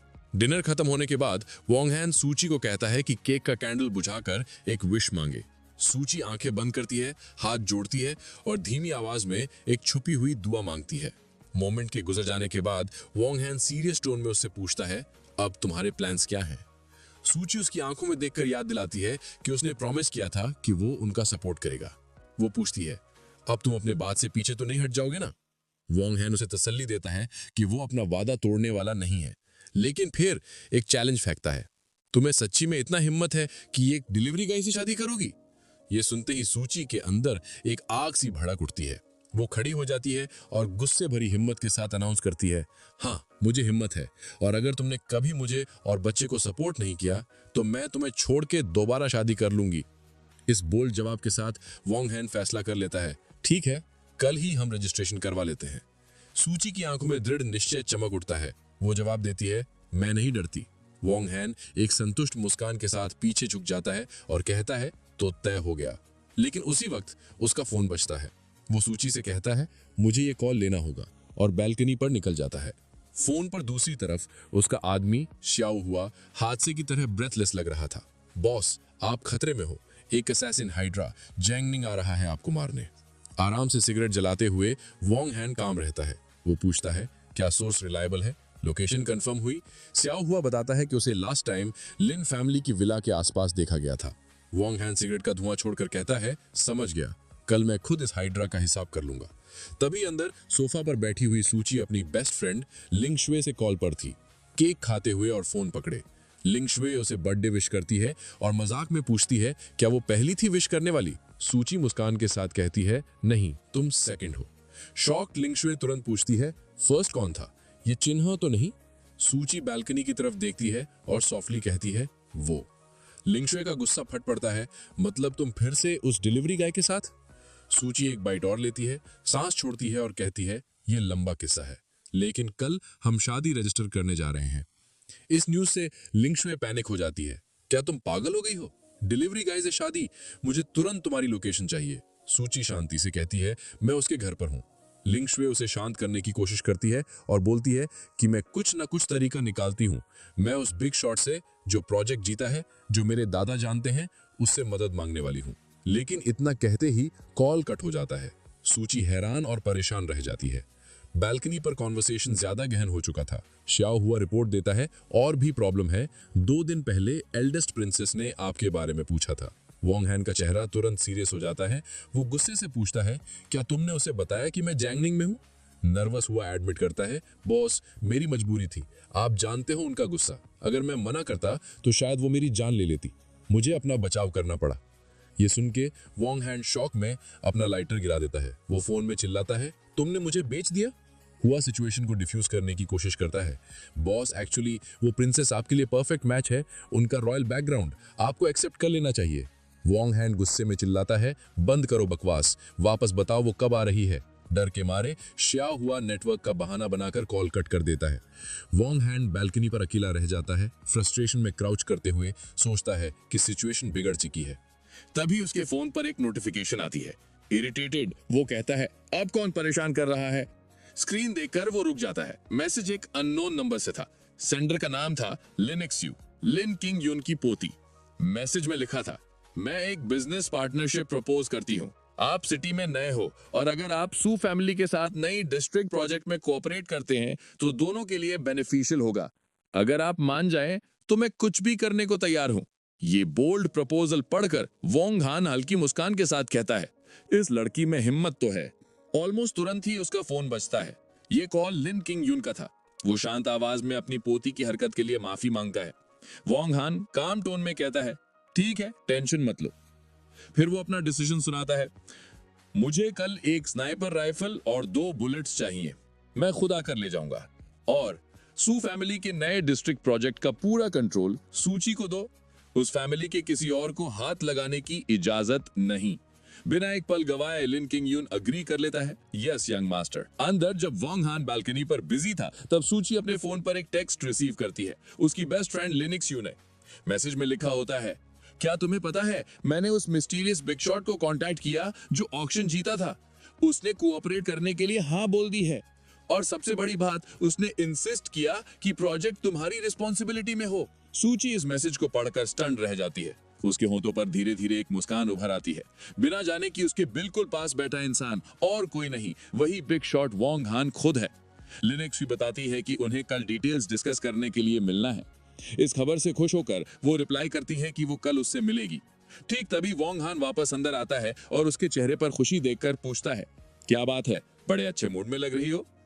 उसे अभी भी एक मामूली डिलीवरी गाय समझते हुए वो बात को टाल देती है। प्रोजेक्ट की बात है, तुम नहीं समझोगे। फिर उसे हैरानी होती है कि वोंग हान ने उसे पढ़ते हुए देख लिया और वो उसे चिढ़ाता है, मुझे नहीं पता था कि तुम्हें किताबें पढ़ने की आदत है। वो उसके करीब झुकता है, उनके चेहरे के बीच बस कुछ इंच का फासला था। वो फुसफुसाते हुए कहता है, मेरे बारे में बहुत कुछ है जो तुम नहीं जानती। उसकी इतनी नजदीकी से सूची घबरा जाती है, उसका चेहरा लाल हो जाता है और वो हकलाते में पूछती है, ये तुम क्या कर रहे हो? तुमसे शादी के लिए हाँ कहने का मतलब ये नहीं कि तुम कोई मूव करने के बजाय वोंग हान धीरे से बेड से एक तकिया उठा लेता है। वो उसे कहता है कि अगर तुम थक गई हो तो आराम करो, मैं सोफे पर सो जाऊंगा। जाते जाते वो कैजुअली कहता है, वैसे बेड पर पड़ना प्रेग्नेंट औरतों के लिए अच्छा नहीं होता, जिससे सूची शर्म से लाल हो जाती है और कुछ बोल नहीं पाती। वापस लेटकर वो शर्मिंदा होती है, ये सोचते हुए कि उसे सच में लगा था कि वो कुछ करने वाला है। अगली सुबह होती है। अपार्टमेंट की बालकनी पर वोंग हान एक कठिन वर्कआउट कर रहा था, एक हाथ से हैंडस्टैंड पुशअप्स। पजामे में सूची बाहर आती है और उसे देखती है। मुस्कुराते हुए वो मजाक में पूछती है, क्या तुम टोड स्टाइल की प्रैक्टिस कर रहे हो? वो आराम से नीचे उतरता है और उसे ठीक करता है। इसे ड्रैगन कॉइलिंग हैंड कहते हैं, एक नाम जो उसने कभी नहीं सुना था। वो बताता है कि ये कोई दिखावे वाला मार्शल आर्ट नहीं, बल्कि असलियत में एक किलिंग टेक्निक है और कुछ तेज मूवमेंट्स करके दिखाता है। क्यूरियस होकर सूची पूछती है, एक मामूली डिलीवरी गाय को इतनी खतरनाक चीज सीखने की क्या जरूरत है? वोंग हान रुकता है और उसे देखता है, अपने पिता की दी हुई सीख बताते हुए, मार्शल आर्ट्स का इस्तेमाल झगड़े रोकने और अपने परिवार को बचाने के लिए करो। सूची प्रभावित होती है और मानती है कि उसके पिता के शब्द बहुत समझदारी भरे थे। टॉपिक बदलते हुए वोंग हान कहता है कि उसने नाश्ता बना दिया है और उसके लिए टॉयलेटरीज भी तैयार कर दी हैं। इस बात से खुश होकर वो कहती है, मुझे कभी नहीं लगा था कि तुम जैसा बड़ा सा आदमी इतना थॉटफुल हो सकता है। एक कॉन्फिडेंट मुस्कान के साथ वो जवाब देता है, अभी बहुत कुछ है जो तुमने मेरे बारे में महसूस नहीं किया है। फिर वो कहती है कि खाने के बाद उसे उसके साथ उसके घर चलना होगा। वो कंफ्यूज होकर पूछता है, क्यों? वो बताती है, हमें मेरी हाउस होल्ड रजिस्ट्रेशन बुक चाहिए, वरना हम शादी रजिस्टर नहीं कर सकते। वोंग हान उसे चिढ़ाते हुए पूछता है, क्या तुम सच में मुझ जैसे डिलीवरी गाय से शादी करने के लिए श्योर हो? उकसाने जाने पर सूची को गुस्सा आ जाता है, ये सोचते हुए कि वो पीछे हट रहा है। वो चिल्लाती है, मैं नहीं डरती, जल्दी करो ताकि हम तुरंत शादी रजिस्टर कर सकें। जब वो उसकी मोटरसाइकिल की तरफ जा रहे होते हैं तो सूची एक प्रैक्टिकल सवाल उठाती है, क्या हमें पहले तुम्हारे माता पिता से मिलना चाहिए? वोंग हान इस बात को टाल देता है, कोई जरूरत नहीं, हम बच्चा पैदा होने के बाद इस बारे में बात कर सकते हैं। कंफ्यूज होकर सूची पूछती है, इंतजार क्यों करना है? एक शातिर मुस्कान के साथ वोंग हान बताता है, मुझे डर है कि मेरी फैमिली तुम्हें पसंद नहीं करेगी। जब बच्चा पैदा हो जाएगा तो मेरी फैमिली को मजबूरन इस सिचुएशन को एक्सेप्ट करना पड़ेगा। ये सुनकर सूची अपनी कमर पर हाथ रखती है और ताना मारते हुए पूछती है, तो क्या तुम कहना चाहते हो कि तुम मेरे घर जमाई बन रहे हो? वो उसे ऊपर से नीचे तक देखता है और उसके लुक्स, फिगर और टेम्परामेंट की तारीफ करता है, लेकिन फिर कहता है, पर तुम्हारा फैमिली बैकग्राउंड थोड़ा कम है। ऑफेंड होकर वो पूछती है, तो तुम सोचते हो कि तुम मेरे लिए काफी से ज्यादा अच्छे हो? वोंग हान हंसकर बात को टाल देता है, इतना सीरियसली मत लो, और उसे मोटरसाइकिल पर बैठने को कहता है। वो गुस्से में हफ करके उसके पीछे बैठ जाती है। वो उसे अपनी कमर को कसकर पकड़ने को कहता है और वो तेजी से सड़क पर निकल जाते हैं, लेकिन उन्हें नहीं पता था कि कोई उन पर नजर रख रहा है। एक छिपी हुई जगह से चिन्हाओ और उसका एक मस्कुलर साथी उन्हें जाते हुए देखते हैं। वो साथी नफरत से कहता है, उसने एक रात डिलीवरी गाय के साथ गुजारी, और अपने यंग मास्टर से पूछता है कि क्या करना है। गुस्से से भरे चेहरे के साथ चिन्हाओ एक बेहद क्रूर आदेश देता है। वो अपने आदमी से कहता है, उस डिलीवरी गाय को मार दो और उस कमीने को मेरे लिए एक होटल में ले आओ। वो साथी अपनी उंगलियां चटकाता है और कहता है कि वो अपने आदमियों को लेकर तुरंत उनका पीछा करेगा। जब वोंग हान और सूची शहर से गुजर रहे होते हैं तो वो अपने रियर व्यू मिरर में देखता है कि एक सफेद वैन उनका पीछा कर रही है। वो समझ जाता है कि उनका पीछा हो रहा है। तेजी से सोचते हुए वो पीछे झुकता है और सूची से कहता है, प्लान में थोड़ा चेंज है, तुम पहले घर जाकर अपना सामान ले आओ, मुझे एक काम है। खतरे से अनजान वो मान जाती है। वोंग हान फिर तेजी से गाड़ी चलाता है, ट्रैफिक के बीच से निकलते हुए अपने पीछा करने वालों को गुमराह करने की कोशिश करता है। अपने प्लान के मुताबिक वोंग हान सूची को एक सेफ हाउस पर छोड़ता है। जब वो सुरक्षित अंदर चली जाती है तो वो अपनी मोटरसाइकिल पर वापस बैठता है और तेजी से निकल जाता है, पीछा करने वालों का ध्यान अपनी तरफ खींचता हुआ। सफेद वैन तुरंत उसका पीछा करती है, एक अमीर इलाके में उसके पीछे पीछे। वोंग हान उन्हें थोड़ी देर तक घुमाता है और फिर एक बड़े मॉडर्न विला के सामने रुक जाता है, एक जानबूझकर चुनी गई जगह। वो अपनी मोटरसाइकिल रोकता है और नीचे उतरता है, जैसे इंतजार कर रहा हो। उसकी नजर विला के सेकंड फ्लोर की बालकनी पर जाती है और वहां छिपे एक स्पाइकी बालों वाले आदमी को देखता है, जिससे कंफर्म हो जाता है कि ये एक एम्बुश है। बालकनी पर खड़ा आदमी समझ जाता है कि वो देखा जा चुका है। बेफिक्र वोंग हान शांति से विला की तरफ बढ़ता है, ये सोचते हुए जब सारे दुश्मन यहीं इकट्ठे हैं तो इन सबको एक साथ निपटाने का वक्त आ गया है। वो शानदार खाली घर में घुसता है और ऊपर जाता है। एक कमरे में एक टेबल पर स्नाइपर राइफल का केस खुला पड़ा था, ठीक वैसा ही जैसा उसने अरेंज किया था। वो सप्रेस्ड राइफल उठाता है, लिन कैन्यून की एफिशिएंसी से प्रभावित होकर। लेकिन अचानक उसकी नजर एक अनएक्सपेक्टेड चीज पर पड़ती है। वो ऊपर देखता है और पास के बेड पर एक नीली ब्रा पड़ी देखता है, जिससे वो कुछ पल के लिए कंफ्यूज हो जाता है। इससे पहले कि वो कुछ समझ पाता, एक औरत तौलिए में लिपटी हुई साथ वाले कमरे से बाहर आती है। ये लिन शुक है, सूची की बेस्ट फ्रेंड, जो अपने कमरे में एक अनजान आदमी को हाई पावर्ड राइफल के साथ देखकर दहशत भरी चीख मारती है।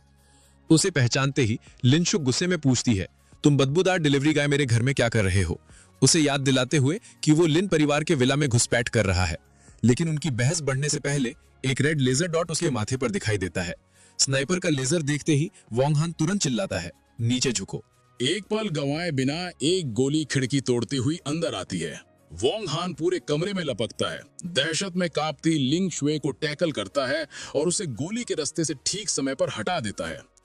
वो दोनों बेड पर गिरते हैं और वो उसके नीचे छटपटाती है, चिल्लाते हुए, छोड़ो मुझे कमीने। वो उसे मजबूती से दबाए रखता है। उसका चेहरा गंभीर था और धीरे से चेतावनी देता है, चिल्लाना बंद करो, एक और आवाज निकाली तो मारी जाओगी।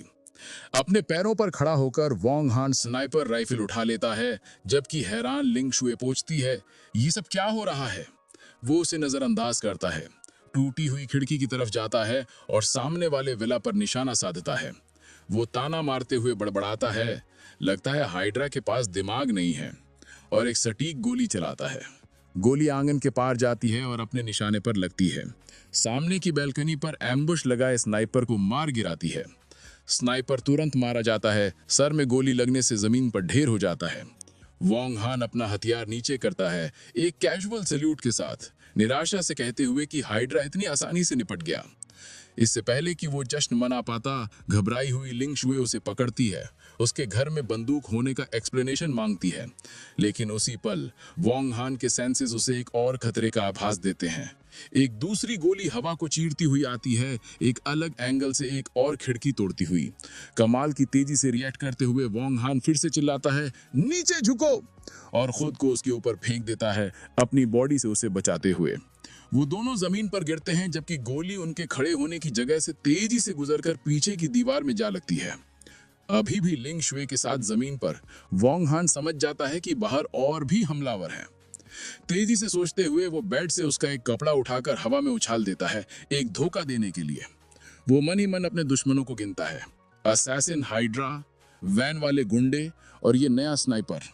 वो गंभीरता से निष्कर्ष निकालता है कि आज उसके पास कई मेहमान हैं जिनसे निपटना है। धोखा काम कर जाता है। जैसे ही दुश्मन स्नाइपर उस हरकत पर गोली चलाता है, वोंग हान अपनी राइफल से निशाना लगाता है, जबकि डरी हुई लिंग शुए उसके पीछे से देख रही थी। वो अपनी दूसरी और आखिरी गोली से जवाब देता है। गोली खुली जगह से उड़ती हुई जाती है और एक अलग जगह छिपे दूसरे स्नाइपर को मार गिराती है। तुरंत एक तीसरी जगह से भारी फायरिंग शुरू हो जाती है, जब पास की छत पर एक और असैसिन उनकी खिड़की पर गोलियों की बरसात कर देता है।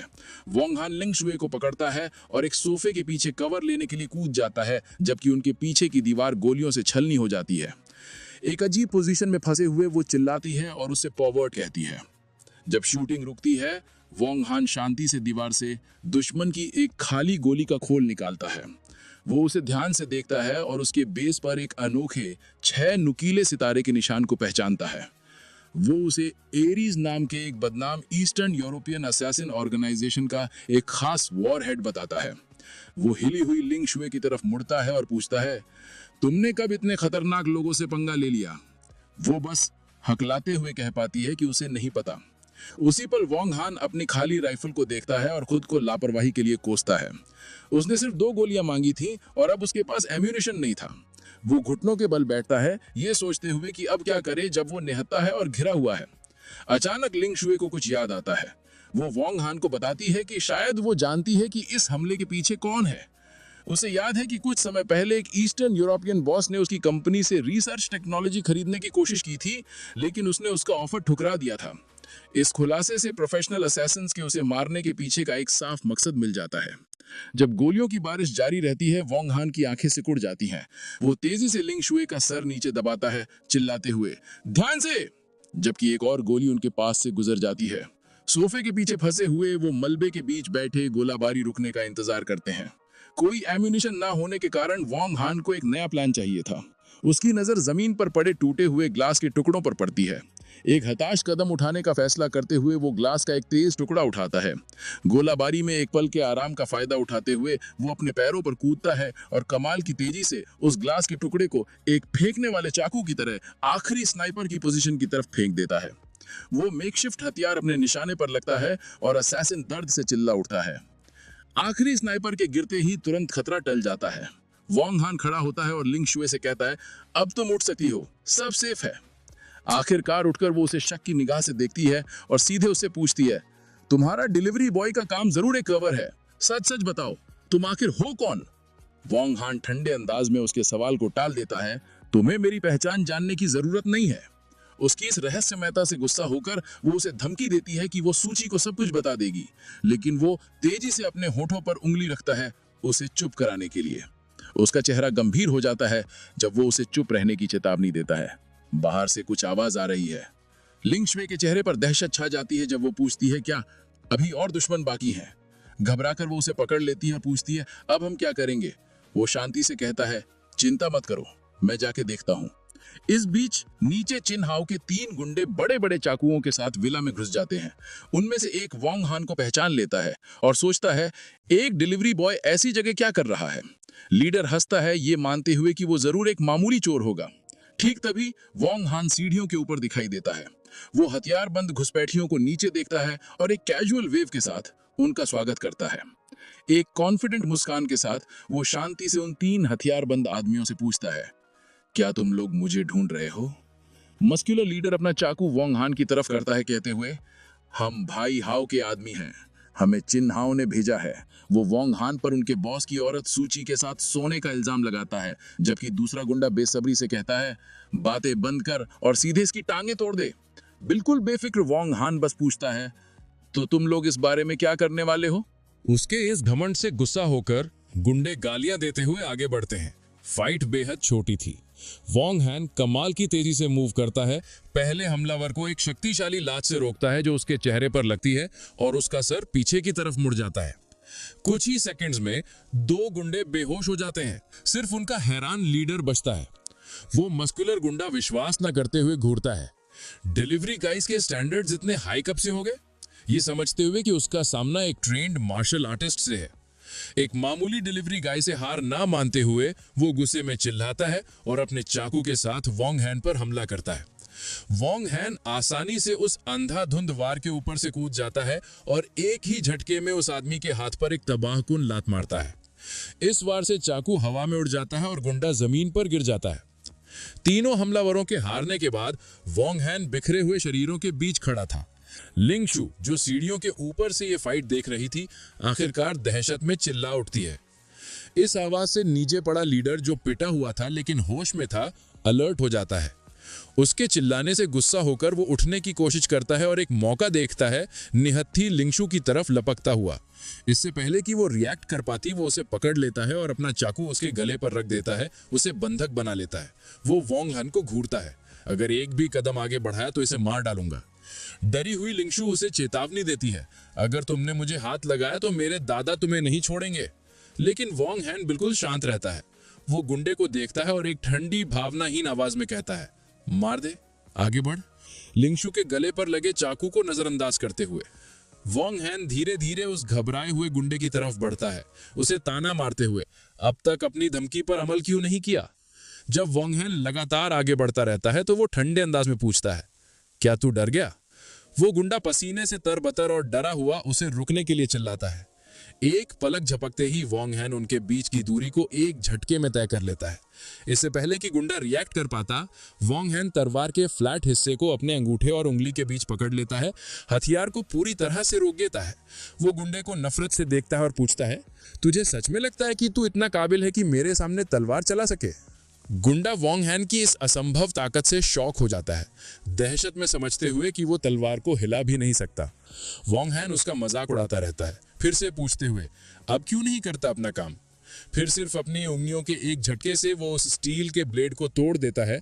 मेटल के टुकड़े हवा में उड़ते हैं, जबकि गुंडा और लिंगशु हैरान होकर देखते रह जाते हैं। इससे पहले कि गुंडा संभल पाता, वोंग हैन उसे गले से पकड़ता है, उसे जमीन से ऊपर उठा लेता है और पूछता है, तो जैसा सड़ा हुआ झींगा मेरे सामने लड़ने के लायक भी है क्या? दम घुटने से गुंडा खुद को बचाने के लिए कहता है कि वो शक्तिशाली ब्लैक ड्रैगन सोसाइटी का मेंबर है। वोंग हैन इससे बिल्कुल भी प्रभावित नहीं होता और उसे टालते हुए पूछता है, तो क्या? और उस आदमी का सर जमीन पर पटक देता है, उसे बेहोश कर देता है। लेकिन गुंडा अचानक होश में आता है और एक नई चाल चलता है।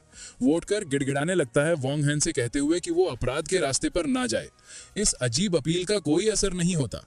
वोंग हैन उस आदमी के चेहरे पर एक बेहद क्रूर लात मारता है, जिससे वो दर्द से चिल्ला उठता है और उसके मुंह से खून निकलता है। पूरी तरह से टूटा हुआ गुंडा दया की भीख मांगता है। वो वोंग हैन से रुकने की मिन्नत करता है, एक झूठी कहानी बनाते हुए कि उसकी 80 साल की मां है। आखिरी उम्मीद भरी कोशिश में वो वोंग हैन को बताता है कि उसके पास एक जरूरी जानकारी है। उसके ऊपर खड़े होकर वोंग हैन उस पिटे हुए गुंडे को उसके आखिरी शब्दों के लिए 3 सेकंड देता है।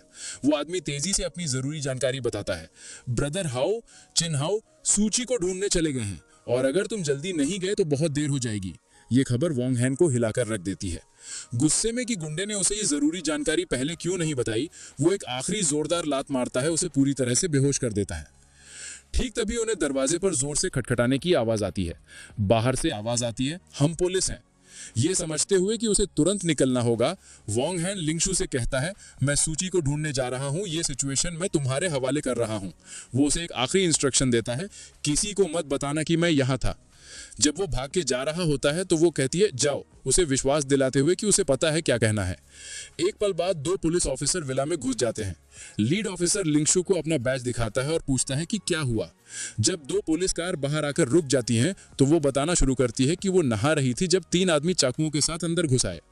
उसके बयान के बाद पुलिस तीनों बेहोश गुंडों को अरेस्ट कर लेती है। एक ऑफिसर अपने कैप्टन को रिपोर्ट करता है कि उन्हें सामने वाले विला में 2 लाशें मिली हैं, वो स्नाइपर्स जिन्हें वोंग हैन ने मारा था, और कि वो मामूली लोग नहीं लग रहे हैं।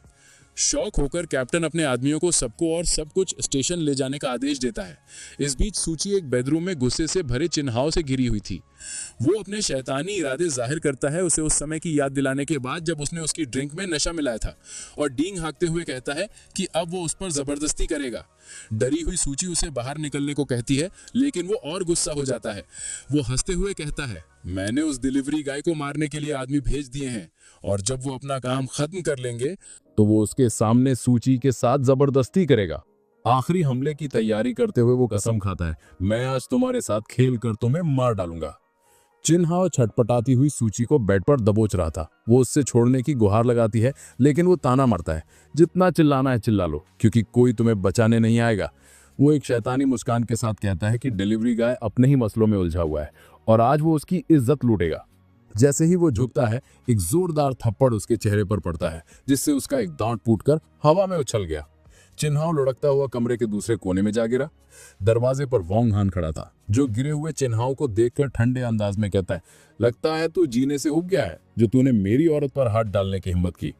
अपने घुटनों के बल उठकर और अपने सूजे हुए चेहरे को पकड़कर चिन्हाओ गुस्से में पूछता है, डिलीवरी गाय, तू जानता है मेरा बाप कौन है? इस बात से बेपरवाह वोंग हान कहता है, तेरा बाप कोई भी हो, उसे तेरे जैसे बेटे की हरकतों की कीमत चुकानी पड़ेगी। गुस्से में चिन्हाओ उठता है और चिल्लाते हुए कहता है, मेरा बाप चिन गैंग है, जैंगनिंग शहर का सबसे अमीर आदमी, उसके खिलाफ जाना मौत को बुलावा देना है। फिर वो हमला करने के लिए आगे बढ़ता है। वोंग हान आसानी से उस अनाड़ी हमले से बच जाता है और एक जोरदार लात मारता है, उसे लूजर कहकर खारिज कर देता है। इस बार से चिन्हाओ उड़ता हुआ एक फर्नीचर से टकराता है और पूरी तरह बेहोश हो जाता है। वोंग हान फिर सहमी हुई सूची की तरफ मुड़ता है और नरमी से कहता है, डरो मत, सब खत्म हो गया है। वो उसे एक सुरक्षात्मक एहसास के साथ गले लगा लेता है, जबकि वो कहती है कि वो कितनी खुश है कि वो आ गया। वो उसे अपने पास रखता है और विश्वास दिलाता है, जब तक मैं तुम्हारे साथ हूं कोई भी तुम्हें दोबारा हाथ लगाने की हिम्मत नहीं करेगा। इस बीच पिटा हुआ चिन्हाव मुश्किल से उठता है और कमरे से बाहर लड़खड़ाता हुआ निकल जाता है और एक आखिरी धमकी बुदबुदाता है, बस इंतजार करो बदबूदार डिलीवरी गाय। जब तुरंत का खतरा टल जाता है तो सूची वोंग हान को देखती है और पूछती है, टाइम क्या हुआ है? कंफ्यूज होकर वो पूछता है, क्या हुआ? वो बताती है कि वो अपनी कंपनी में एक जरूरी मीटिंग के बारे में भूल ही गई थी और पूछती है कि क्या वो उसके साथ चलेगा। एक गर्मजोशी भरी मुस्कान के साथ वोंग हान बिना हिचकिचाए हाँ कह देता है, मैं तुम्हारे साथ कहीं भी चलूंगा। सूची और वोंग हान एक लाल स्पोर्ट्स कार में एक बड़ी मॉडर्न कॉर्पोरेट बिल्डिंग पर पहुंचते हैं। जैसे ही वो बाहर निकलते हैं एक आदमी सूची का अभिवादन करता है, प्रेसिडेंट लियू पहले से ही कॉन्फ्रेंस रूम में आपका इंतजार कर रही हैं। वो अंदर जाते हैं और सूची देर से आने के लिए एक बिजनेस सूट पहनी हुई महिला से माफी मांगती है।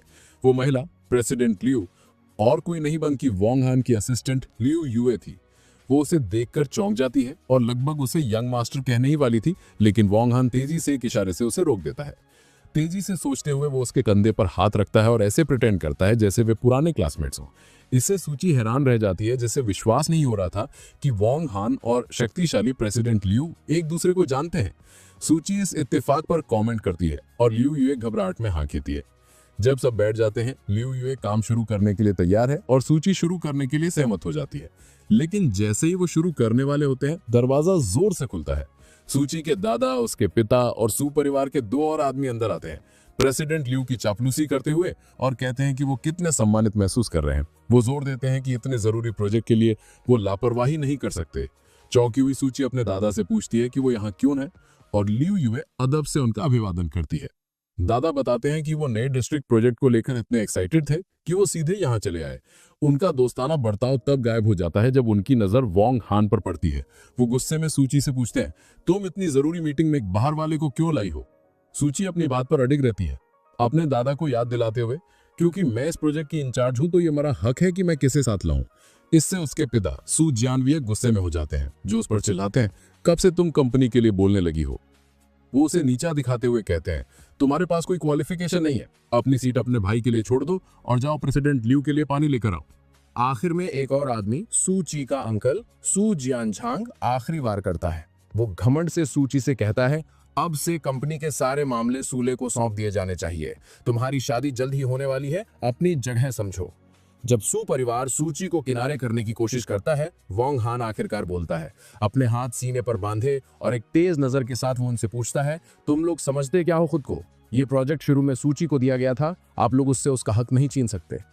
इससे सूची के दादा गुस्सा हो जाते हैं, जो वोंग हान पर चिल्लाते हैं, चुप रहो, तुम्हें यहाँ बोलने का कोई हक नहीं है। सू ले भी एक घमंडी मुस्कान के साथ शामिल हो जाता है, सूची का मजाक उड़ाते हुए कि उसका बॉयफ्रेंड एक डिलीवरी गाय है। फिर वो अपने दादा को बताता है, मैंने सुना है कि वो इस आदमी के बच्चे की माँ भी बनने वाली है। ये खुलासा दादा को गुस्से से भर देता है। वो वोंग हान की तरफ इशारा करते हैं और सूची को आदेश देते हैं कि इस घटिया कचरे को तुरंत बाहर निकालो, ऐलान करते हुए कि वो और उसका कुत्ता कंपनी से बैंड है। सूची वोंग हान के बचाव में कूदती है, ये कहते हुए, इससे फर्क नहीं पड़ता कि वो क्या करता है, क्योंकि वो ईमानदारी से पैसे कमाता है और आपको उनका अपमान करने का कोई हक नहीं है। उसका विरोध उस बुजुर्ग आदमी को और गुस्सा दिलाता है। ये देखते हुए कि सिचुएशन बिगड़ रही है, वोंग हान सूची के साथ जाने के लिए उठता है। वो अपने परिवार से कहता है, तुम लोग बेशर्म हो, और अपनी शर्त दोहराता है, ये प्रोजेक्ट सिर्फ सूची ही हैंडल करेगी। दादा उससे भिड़ जाते हैं, एक मामूली डिलीवरी गाय को डिमांड रखने का क्या हक है? जवाब देने के बजाय वोंग हान घबराई हुई लियू ये की तरफ मुड़ता है। वो उसे आराम से ओल्ड क्लासमेट कहता है और उसे एक एहसान करने को कहता है। वो कहता है, सूची मेरी मंगेतर है और ये प्रोजेक्ट सिर्फ उसे ही दिया जाना चाहिए। उसकी कमांडिंग नजरों के दबाव में लियू यूए ना चाहते हुए भी मान जाती है। सूले चौंक जाता है और बहस करने की कोशिश करता है, प्रेसिडेंट लियू को बताते हुए कि सूची गैर जिम्मेदार है और कंपनी के बारे में कुछ नहीं जानती। जोर देकर कहते हैं कि वो एक बेहतर विकल्प होगा, लेकिन लियू यूए वोंग हान के आदेशों का पालन करते हुए उसे नजरअंदाज करती है और सीधे दादा से बात करती है। वो कहती है कि उसकी कंपनी सिर्फ सूची के साथ काम करेगी। अगर सू परिवार सहमत नहीं हो सकता तो हम कोई और पार्टनर ढूंढ लेंगे। दादा हैरान रह जाते हैं और उसके बॉस से बात करने की मांग करते हैं। लियू यूए एक आखिरी और सबसे करारी चोट करती है। वो उन्हें बताती है कि उसके पास पूरा अधिकार है और वो परिवार के मुखिया उसके बॉस से मिलने के लायक नहीं है। ये कठोर शब्द उस बुजुर्ग आदमी को पसीने से तरबतर कर देते हैं और वो बिल्कुल चुप हो जाता है। अपने परिवार के सामने पूरी तरह से हारा और अपमानित महसूस करता है। पूरी तरह से हारकर सूची के अंकल सू जान झांग तेजी से अपना सुर बदलते हैं। वो प्रेसिडेंट लियू से कहते हैं गुस्सा मत होइए और उन्हें विश्वास दिलाते हैं कि वो उनकी मांगे पूरी करेंगे, सूची को इंचार्ज बनाने के लिए सहमत होते हुए। उसके ससुर भी सहमत होते हैं, कहते हैं जब तक हमें पार्टनरशिप मिलती है तो ठीक है, अगर सूची ही इसे करें। संतुष्ट होकर लियू युए कहती है कि वो आज ही कॉन्ट्रैक्ट साइन करेंगे। अब कंट्रोल अपने हाथ में लेते हुए लियू युए सूची के पास खड़ी होती है और बाकी सू परिवार को भेज देती है। वो उन्हें कहती है मुझे और सूची को कॉन्ट्रैक्ट की डिटेल्स अकेले में डिस्कस करनी है, आप लोग जा सकते हैं। विरोध करने की कोई शक्ति न होने के कारण सू जियान ने सिर्फ सहमत हो सकता है और वो अपने हैरान ससुर को कमरे से बाहर ले जाने में मदद करता है। जब हारे हुए आदमी बाहर निकलते हैं, सू ले अपने पिता से विरोध करने की कोशिश करता है, लेकिन उसे जल्दी से चुप करा के बाहर भेज दिया जाता है। जब वो चले जाते हैं, वोंग हान दरवाजे को बंद होते हुए एक मुस्कान के साथ देखता है, सोचते हुए क्या जोकर्स हैं ये लोग, खुद चलकर अपनी बेइज्जती करवाने आए थे। लियू युए फिर प्रोफेशनल तरीके से कॉन्ट्रैक्ट सूची को रिव्यू करने के लिए देती है। इस बीच कहीं और एक ऑफिस में गुस्से में भरा सू ले अपने पिता सू जियन जैंग से भिड़ जाता है, पूछते हुए आपने उस सूची को इंचार्ज कैसे बनने दिया। सू जियन जैंग शांति से अपनी डेस्क पर बैठा उसे चिंता ना करने को कहता है, मेरे पास एक प्लान है। जब सू ले अपने चाचा सू जियन ये को जाने को कहता है तो उसका पिता उसे रोकता है, हम सब एक ही तरफ हैं। फिर वो एक चौंकाने वाला पारिवारिक राज खोलता है, सू ची मेरी असली बेटी नहीं है। सू ले और सू जियन ये दोनों हैरान रह जाते हैं। सू जियन जैंग पूछता है कि क्या उसकी भाभी ने उसे धोखा दिया, लेकिन सू जियन ये सच बताता है। वो बताता है मेरी पत्नी यांग हुईमेन बच्चे पैदा नहीं कर सकती थी, इसलिए हमने सू ची को गोद लिया था। फिर वो शिकायत करता है और अब उसने एक डिलीवरी गाय के साथ उलझकर परिवार को शर्मिंदा कर दिया है। सोच में डूबा सू जियन जैंग पूछता है, सू ची के असली माता पिता कौन है। सू जियन ये इस सवाल को टाल देता है, मुझे नहीं पता, शायद वो मर चुके हैं, उसके पास बस एक बेकार जेड पेंडेंट था। बेसब्र सूले बीच में बोलता है, अपने पिता का प्लान सुनने के लिए उत्सुक। एक शैतानी मुस्कान के साथ सू जियन जैंग अपनी स्कीम बताता है। वो कहता है अभी इंतजार करो और सूची को प्रोजेक्ट संभालने दो, जब वो सारी मेहनत कर लेगी तो मेरे पास उससे वो छीनने का एक तरीका है। प्लॉट को समझते हुए सूले के चेहरे पर एक कॉन्फिडेंट शातिर मुस्कान आ जाती है।